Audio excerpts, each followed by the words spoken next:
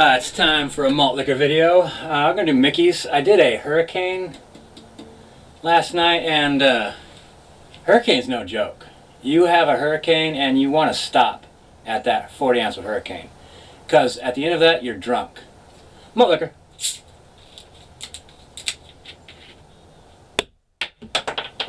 Perfect cap toss. I'll be addressing the Revolt. The Revolt didn't like my... Hi, Revolt. Chappelle Earl. Good to see you. Now, it seems to me that Revolt, I'm familiar with you, but when I went to go check your latest video, I wasn't subscribed. I don't know. YouTube does that. It unsubs people for some reason. Or maybe you had a different channel. I don't know. Anyway, good to see you. I'm subbed now. And you didn't like my review of Mad Max. I know, because it wasn't like Ted Barris's. Let me give you a recap of 30 minutes of Ted Barris's review of Mad Max. And then I'll do a review for you. He's like, alright, so Mad Max is like, it's in the desert and there's cars and stuff. And like, okay, so he like gets on one of the cars somehow because he escapes from these War Boys dudes. And one guy's name is Dorf, and he plays a flaming guitar, and that's really cool. And then so like he's like going out in this like what I call the war machine, because I can't remember war rig. And then the people like took a left in the desert, and then they drove for a while, and then I didn't see this coming, because like the director, he's like a real famous director, people are really excited about him. Well, the truck took another left. So in my mind, I'm thinking like one more left, and they're heading back to where they came from. I think, I don't know math. But anyway, so I'm like, one more left, but they didn't, so I didn't see that coming. That's why this guy's a genius. And then some people are chasing him, and there's like some women, and I could see nipples, and that was great, probably the best part of the movie. And then at the end, I think they must take that actual left that I was worried about that they weren't going to take earlier, because they ended up back where they started. Anyway, everything exploded. The sand exploded, people and vehicles exploded, the air exploded, the weather exploded. It was epic. Cost $1 billion gajillion. So evidently the Revolt, that's what you like. You like that stuff. Basically, a 9-year-old trying to report a crime that they saw. I saw stuff and things happened, and it was all very confusing.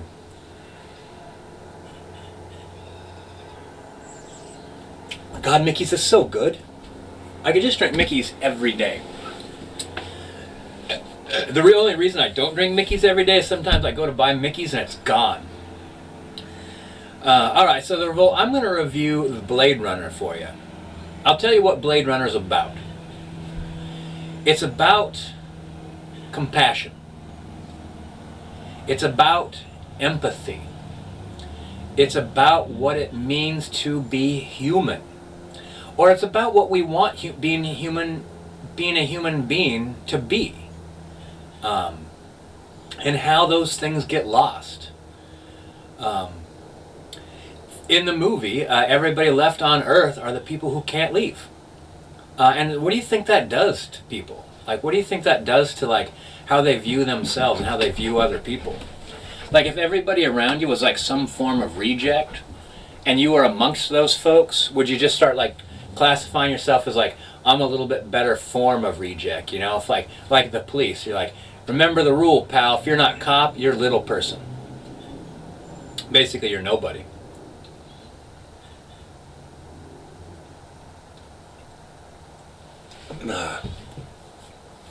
The language barrier, there's lots of people speaking different languages. There's obviously like different religions and groups being represented that appear to have no interaction with anyone else around them. Everybody's crowded together and everybody's alone. And what would that do to you? It would destroy empathy. It would destroy compassion. Now at this point in time, the Revolt, you might feel like your brain shutting off or something like that. Probably like your consciousness, like this is probably what happened to you, like you were in college, as in you were in prison and you got some educational training and rehabilitation, as well as like probably some skills like plumbing taught to you. so you could re-enter the real world and install a new toilet in my brand new house. And you better make it snappy. This is actually your consciousness rising to the surface that is constantly being pushed down by your subconscious, which you let run your rest of your life. All right, so that's what's happening to you right now. Just ride it out, buddy. I'll make you smarter. Just keep listening. So how do they find these robots that come back to Earth, these synthetic humans? More human than human is our motto. They test them for compassion, for empathy. You find a tortoise that's flipped onto its back in the baking sun in the desert. What do? You know, they didn't know the answer. You're like, well, something's suffering. I want to stop it from suffering. The problem being is there are a lot of human beings would miss out on a lot of those. Like, that's why they ask so many questions. They're like, I have to ask a lot of questions and cross-reference them. Really, if someone sees an animal suffering and they're like, I'm confused at why. What am I doing in the desert? How would I be there? What's a tortoise? Most people would hear like baking in the hot sun, struggling to right itself. It's like, well, I'll flip it over. Sounds terrible. I wouldn't want that to happen to me or any tortoise that I know.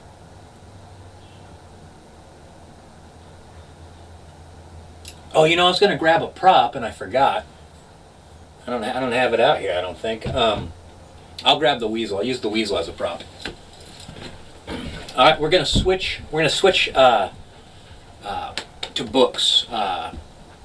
To Android's Dream of Electronic Sheep by Philip K. Dick.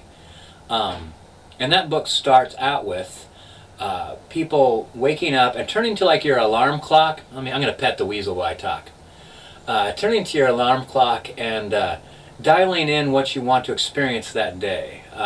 Strong work ethic, duty and willingness to serve my community, dutiful and compassionate husband.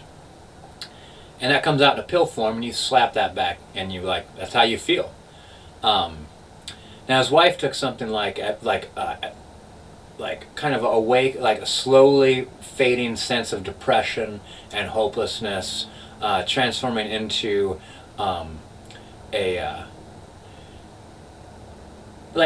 slowly into a more positive thing, but not into overwhelming, kind of like acceptance of existence with positive overtones. And the husband's like, why would you want to feel that way? Why would you want to feel that way? Just leave it there. So what does this guy do? He works as I believe, a police officer. But what does he do?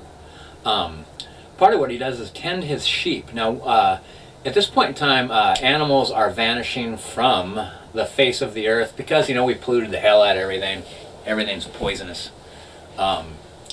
And so what you do is you, everybody, if it's kind of your duty to start raising some animals and try to get them have babies, and then when they have babies you sell them or trade them for other animals. Some people run regular farms, right? Some people have cows and stuff like that. It's all very exciting. Well, his sheep died. They get all sorts of different kinds of diseases, and sheep just might just click off like a light.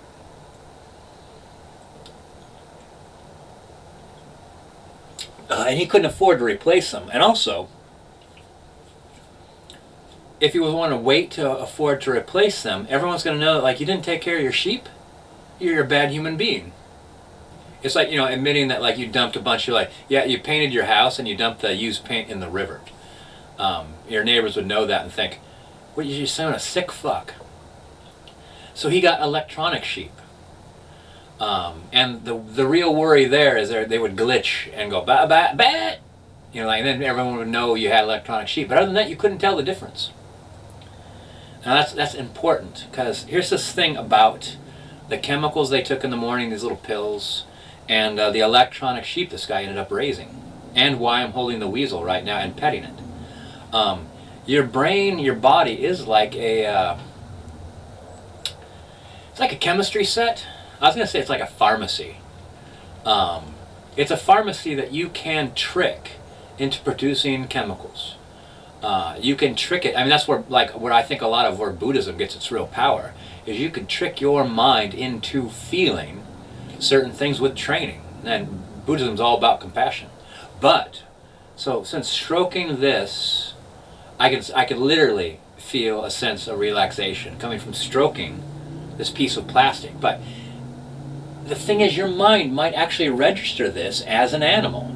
You know, imagine an electronic sheep actually with like the movements. It would respond. It would move towards you, away from you. It would respond to the pressure of you touching it. Your mind, your subconscious is going to respond to that. Like you'll get endorphins dumped into your bloodstream. Now, I don't have anything to back this up, but I heard there is people that have relationships with inanimate objects end up experiencing the very real positive benefits of the psychological and physical benefits of being in a relationship, though it's an inanimate object. Imagine a mannequin, if you will, or realdoll.com is where this conversation popped up to begin with.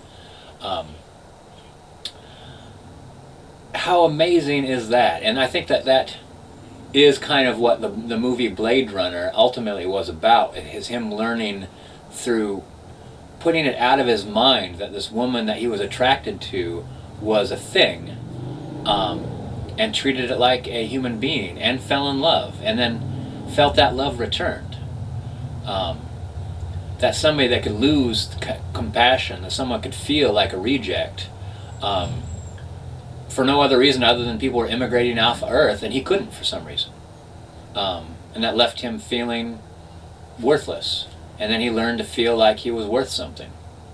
All circumstances really didn't change all that much. I think his focus did. He was focused on this woman, this synthetic human being.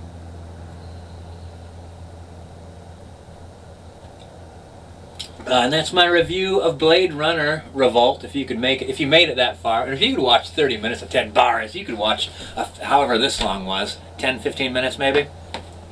You son of a bitch. You more appreciative. Oh, 12 minutes, that's nothing. Look at what's not a triplex in a parked right above a boat parking lot. This is a nice house right here. This is what you want. This is quality stuff. It's worth a lot of money.